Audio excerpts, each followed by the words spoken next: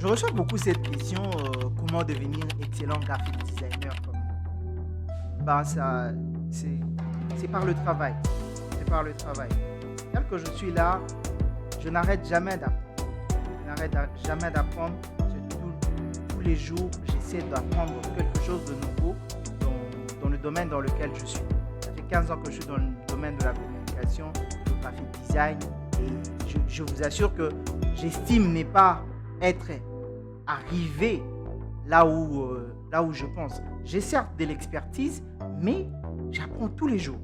J'apprends tous les jours. Et c'est ça un peu le défaut avec nos jeunes qui s'élancent. On pense tout de suite devenir excellent, on pense tout de suite devenir meilleur et on arrête de travailler. Quand on commence à recevoir des compliments, ah, maestro et tout, et vous arrêtez de travailler. Je pense qu'il est important de ne jamais cesser d'apprendre. Apprendre, travailler. Apprendre, travailler. Apprendre, travailler. C'est vraiment ça la formule secrète pour devenir un excellent graphic designer. Et bien évidemment,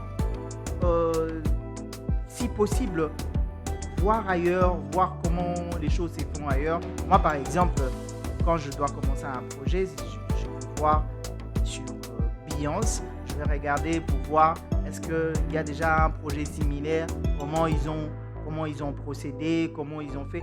Voilà, c'est s'inspirer des autres et avancer. Je suis Black Mamba, je suis entrepreneur dans le domaine de la com.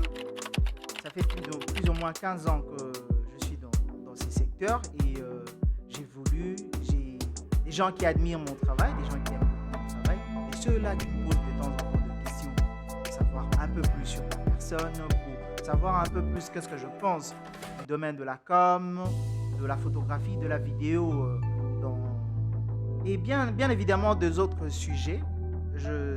J'aurai le plaisir de répondre de temps en temps à travers ce podcast. Donc, restez. Ce qui me dérange, c'est nos jeunes entrepreneurs aujourd'hui. Bon, en tout cas, c'est de penser que la réussite, c'est tout de suite. Je pense pas.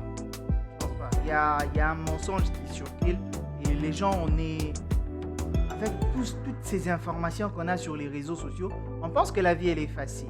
On pense que du jour au lendemain, tu te réveilles, tu lances un business et puis tu réussis. Ça ne fonctionne pas comme ça. Ça fonctionne pas comme ça. L'idéal, c'est que vraiment, c'est de bâtir dans le temps. Une réussite, c'est bâti, elle se construit dans le temps. On peut pas réussir en une année. Non. Il y a des métiers, oui. Il y a des métiers, certes, qui peuvent, en lançant, par exemple, j'ai dit, moi, je suis dans le domaine de la communication, en lançant une application, on peut la vendre et puis voir qu'au bout d'un moment, ça marche. Mais c'est pas comme ça la vie réelle.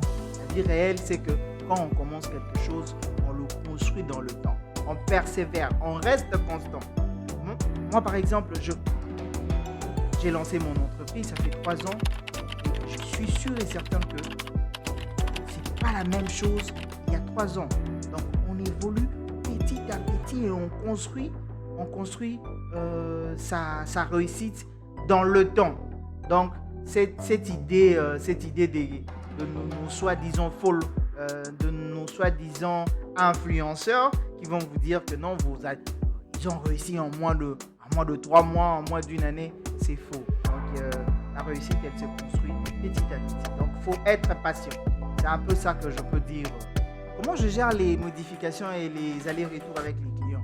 Bon, je pense qu'avec le temps, c'est bien. Au début, brief, ça m'énervait.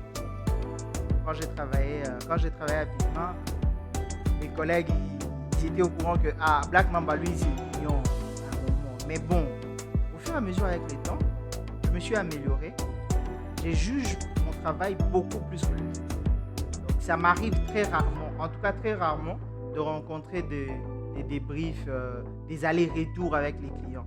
J'ai fait de mon mieux, de mieux comprendre le besoin du client.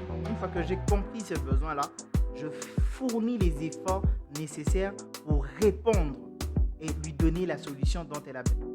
Donc, c'est vraiment je n'ai plus aller-retour. Non, ça, c'était dans le temps. Aujourd'hui, je pense que, voilà, c'est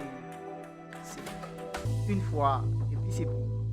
En tant qu'entrepreneur, quelle a été la chose la plus difficile?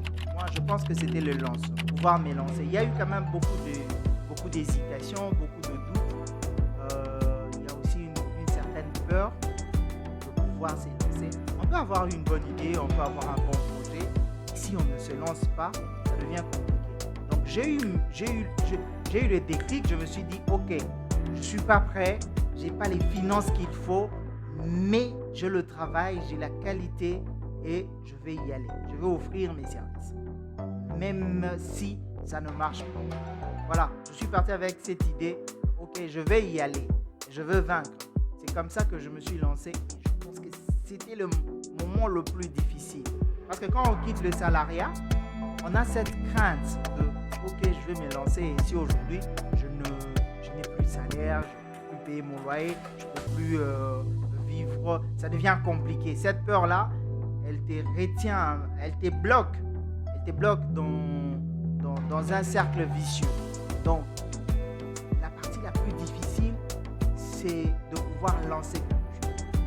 Et ça nous arrive aussi, même que j'ai des projets, mais ça va faire des années, tu as envie de les lancer. Parfois aussi, il y a encore cette crainte. Mais c'est de pouvoir se lancer. Il faut se lancer. Il faut se jeter à l'eau. Voilà. Qu'est-ce qu'est la réussite? La même question, un jour, je l'ai posée à un vieux à moi que j'appréciais. Je lui ai posé la question, vieux, vous avez réussi? Vous êtes au top. Il m'a répondu, la réussite, elle est relative. Parce que la réussite en soi, la réussite d'une personne à un autre, c'est différent. On ne peut pas tous réussir de la même façon. Pour d'autres personnes, réussir, c'est avoir une maison, une femme, des enfants. Voilà, pour lui, réussir, c'est ça. Il y a d'autres personnes pour qui se sentent qu'il a réussi dans la vie, il faut qu'il ait un minimum $1 million dans son compte bancaire. Donc la réussite, elle est relative. Elle est relative. Je ne pense pas qu'on peut se dire je réussis. Non, mais plutôt se dire j'ai avancé. Je ne suis plus la même personne. Pouvoir évoluer du jour au lendemain. Les objectifs aussi évoluent. Les objectifs, voilà. Tes objectifs de réussite, c'était de gagner 1 million. Une fois que tu as 1 million, tu ne t'arrêtes pas. Voilà. Donc l'idée, la réussite, elle est relative. C'est pas pour tout le monde, en fait. Tout le monde ne réussira jamais de la même façon. C'est comme ça que moi, je vois les choses. Voilà.